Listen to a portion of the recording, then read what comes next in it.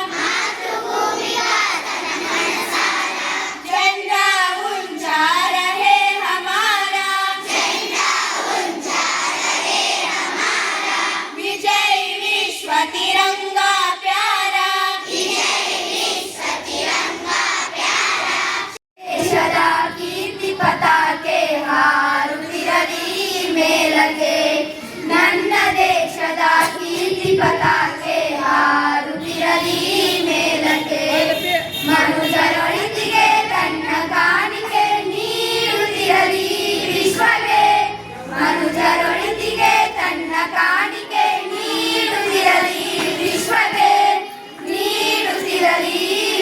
ಬಗೆ ನನ್ನ ದೇಶದ ಕೀರ್ತಿ ಪತಾಕೆ ಹಾರುತ್ತಿರಲಿ ಮೇಲಕ್ಕೆ ಪುಣ್ಯ ಭೂಮಿಯ ಮಣ್ಣು ತೀಡುವೆ ನನ್ನ ಹಣೆಯ ತಿಲಕತೆ ಪುಣ್ಯ ಭೂಮಿಯ ಮಣ್ಣು ತೀಡುವೆ ನನ್ನ ಹಣೆಯ ತಿಲಕತೆ ಎಷ್ಟೊತ್ತಿನ ಮನೆ ತರಗತಿಯಲ್ಲಿ ಓದುತ್ತಿದ್ದೇನೆ.